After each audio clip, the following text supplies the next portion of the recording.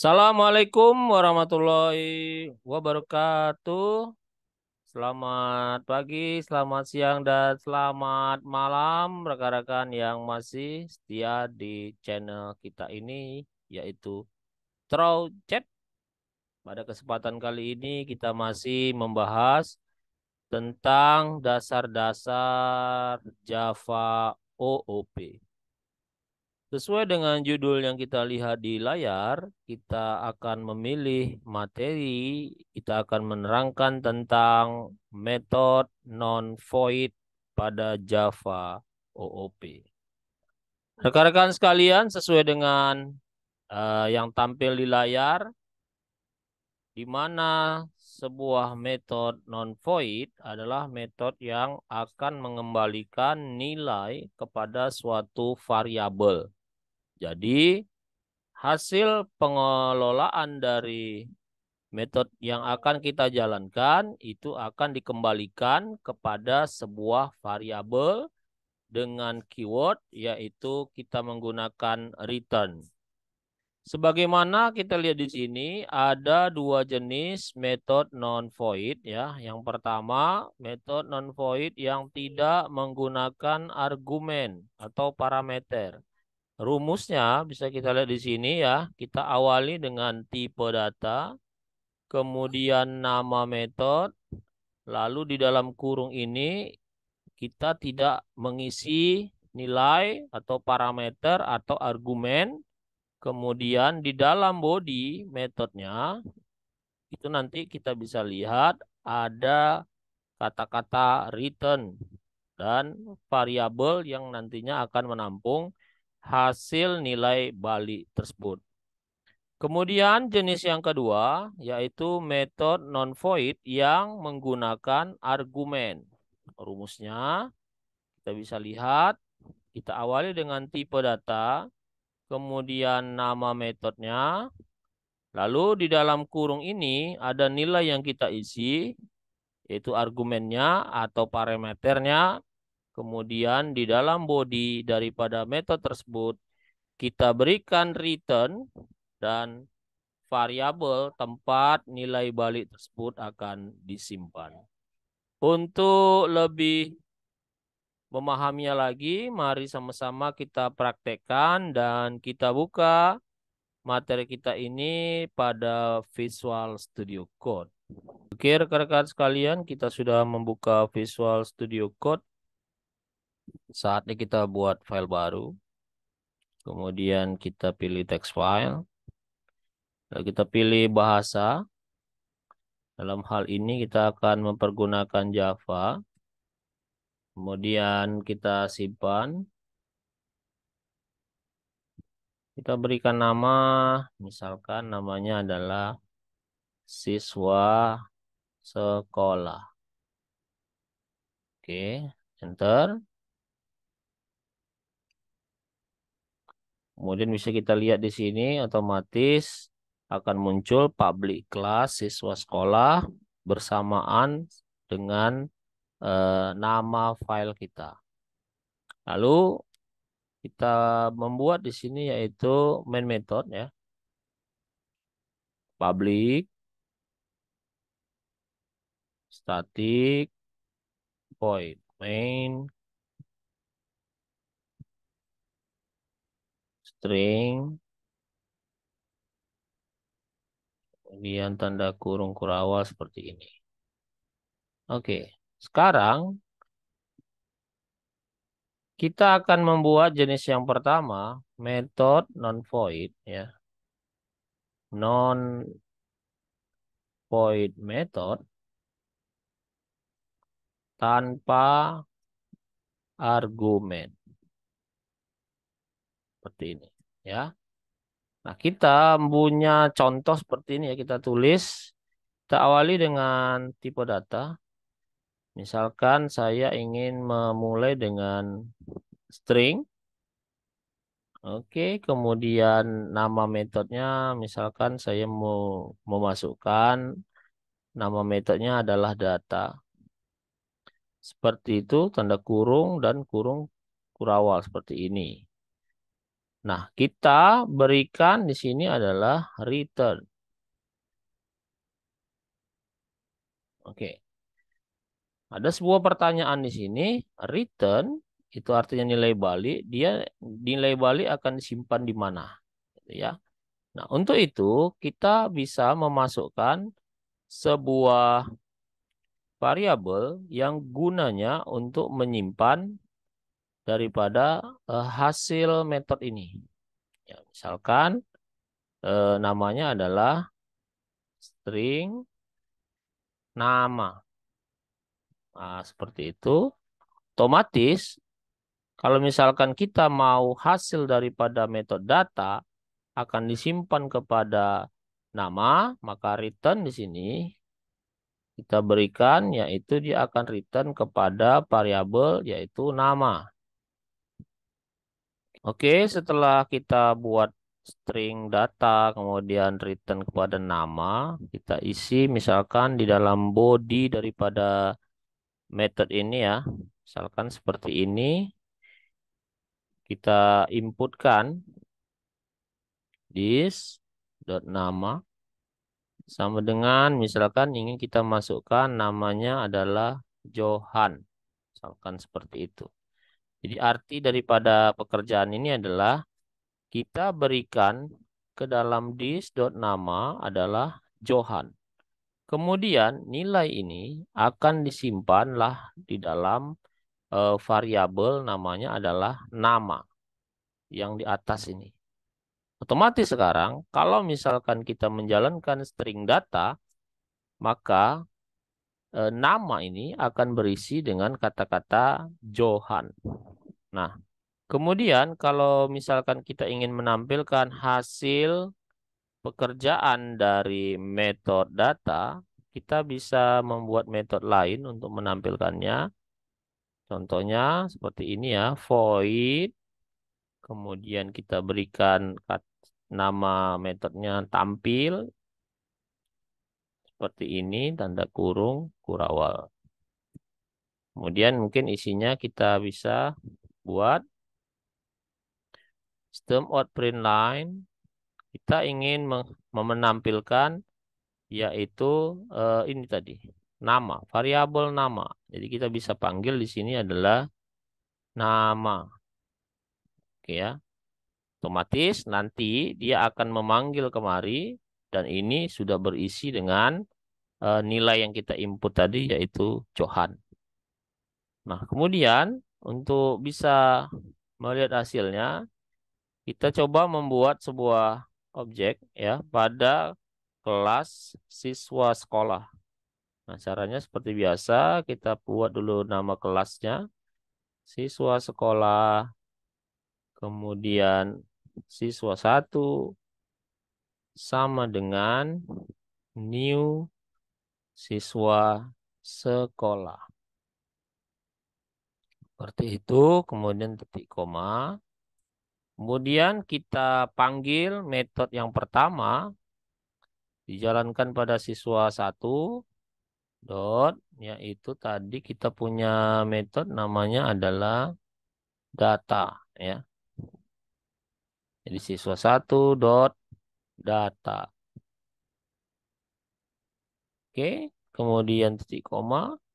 Nah, setelah kita jalankan metode data, maka kita lihatlah hasilnya dengan menampilkan atau kita panggil metode yang kedua, yaitu tampil. Ya. Siswa 1 dot tampil seperti ini. Oke. Nah, sekarang kita coba lihat hasilnya. Ya, kita bisa run. Nah, muncul di sini namanya yaitu Johan. Ya. Oke, rekan-rekan sekalian, kita perhatikan kembali kenapa bisa muncul Johan adalah kita masukkan penginputan nama Johan ke dalam sebuah metode, namanya adalah data. Kemudian hasilnya nanti akan di-return atau dikembalikan kepada variabel yaitu nama. Kemudian nama tadi kita panggil dengan metode lain yaitu tampil. Otomatis apapun yang kita input nanti akan muncul seperti apa yang kita tulis di bagian sini ya, dis.nama. Kalau misalkan ini kita jantim jadi Julham, pastinya hasilnya akan berubah yaitu munculnya di sini ya, Julham. Oke. Itu jenis metode yang pertama, yaitu metode non-void yang tidak menggunakan argumen. Sekarang kita buat metode yang kedua, yaitu metode non-void. Non-void method ya, dengan argumen. Oke, contohnya kita bisa input misalkan kita buat seperti ini, tipe datanya dulu. Kemudian kita masukkan misalnya usia. Kemudian dalam kurung. Nah, ini tempat untuk kita meletakkan argumen ya. Ini saya pisahkan biar kita tidak supaya kita lebih gampang membacanya ya. Jadi ada sebuah metode non void diawali dengan tipe data integer. Kemudian metode itu namanya adalah usia. Lalu di dalam ini kita perlu memasukkan argumen karena judul kita adalah kita menggunakan argumen ya. Oke, rekan-rekan sekalian, kita sudah buat sebuah metode ya. Namanya adalah usia. Kemudian tipe datanya adalah integer. Kemudian kita punya return di sini menandakan bahwa dia adalah metode non-void. Nah, lalu kemudian kita perlu variabel untuk menampung hasil pekerjaan ini. Misalkan kita ingin memasukkan yaitu angka. Ada variabel namanya angka, otomatis kita buat di atas ini, kita tambahkan variabel angka tersebut dengan tipe integer misalkan ya. Integer angka. Titik koma. Kemudian lalu karena judul kita adalah method non-void dengan argumen, maka di dalam kurung ini kita harus berikan sebuah nilai ya. Mungkin saya berikan nilai integer, nilai seperti ini. Lalu kemudian kita jalankan body daripada method ini. Kalau misalkan dia akan dijalankan seperti ini ya, this dot ya, titik angka sama dengan yang atas ini. Jadi ini yang kita input, kita pindahkan ke sini ya. Nilai titik koma seperti itu. Lalu ini bisa kita panggil hasil pekerjaan daripada metode usia dalam metode lain, contohnya tampil. Nah, rubah sedikit menjadi tampil usia ya, tampil usia. Lalu kalau dia ingin dijalankan, kita buat seperti ini contohnya ya. Usia saya adalah titik 2, kemudian kita berikan tanda tambah, lalu kita akan panggil angka. Ya, seperti itu. Jadi ini berasal daripada metode sebelumnya yaitu usia.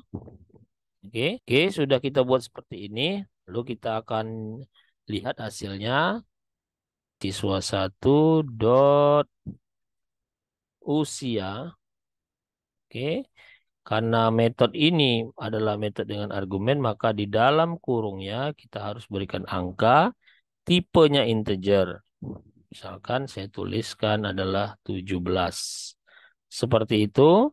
Kemudian untuk melihat hasilnya, saya bisa tampilkan tampil usia. Artinya kita panggil metode tampil usia. Oke. Kemudian kita lihat hasilnya di sini. Ya, muncul di sini usia saya adalah 17 tahun. Oke, kita lihat kenapa dia bisa muncul 17 tahun. Yang pertama, dia akan menjalankan metode usia. Metode usia di input adalah 17. Kemudian angka 17 itu akan disimpan ke dalam variabel ini ya. Ini akan disimpan angka 17 ke dalam variabel namanya adalah angka. Angka itu akan di-return atau disimpan dalam angka, kemudian angka tersebut dipanggil lagi oleh metode lain namanya adalah tampil usia. Kita bisa lihat, ini dia angkanya. Oke, oke. Mungkin satu lagi kita berikan contoh ya untuk metode non-void dengan argumen ini. String ujian. Oke, kemudian seperti ini tanda kurung kurawal. Kemudian saya ingin menginput ke dalam argumennya atau kita akan input dalam argumennya yaitu sebuah nilai namanya adalah nilai ujian. Kemudian mungkin kita bisa masukkan lagi ya jika nilai jika nilai ujian lebih besar dari 75, kemudian dia akan menjalankan dan menyimpan sebuah hasilnya ya, yaitu kita tuliskan ini hasil ujian sama dengan lulus. Oke, otomatis kita perlu memanggil atau mereturn kan kepada hasil ujian. Seperti ini, return kepada hasil ujian.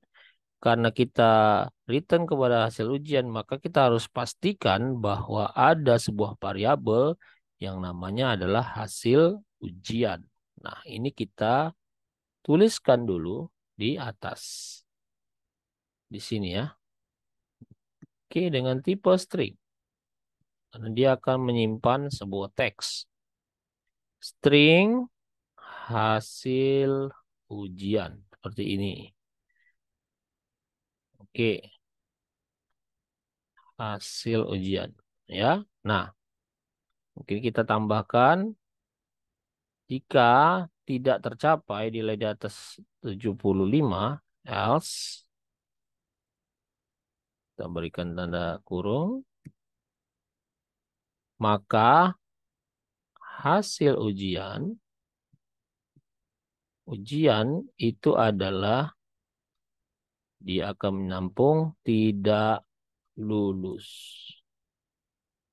Oke, jangan lupa kita berikan tanda titik koma ya di sini. Oke, nah.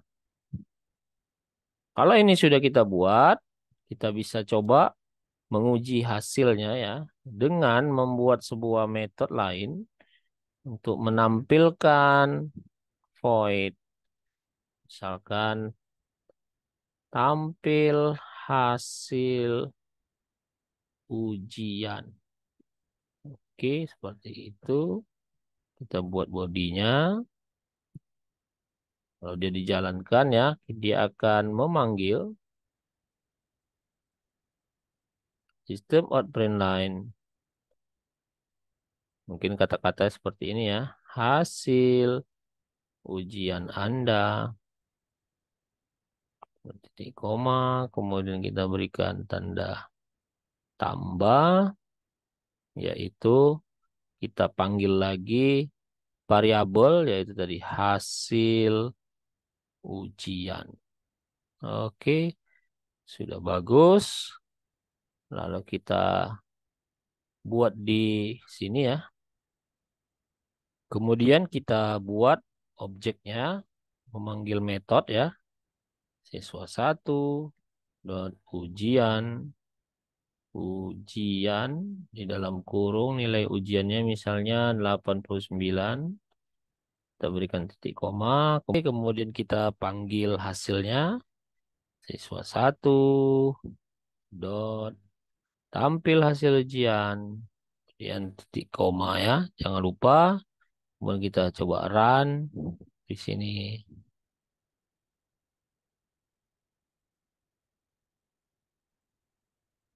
Oke, kita bisa lihat ya hasil undian Anda lulus. Kenapa dia lulus? Karena dia sudah mengantongi nilai 89. 89 kita input dari metode namanya adalah ujian. Ini dia ya. Nilai ujian kemudian dibandingkan dengan rumus. Kalau misalkan dia di atas 75, maka otomatis variabel yang bernama hasil ujian akan lulus. Kemudian hasil itu nantinya akan dipakai lagi dan kita return.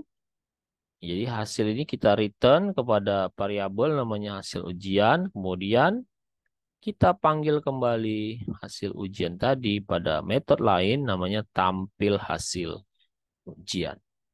Mungkin itu rekan-rekan penjelasan singkat kita tentang metode non-void. Mudah-mudahan bisa menjawab keraguan dari rekan-rekan sekalian.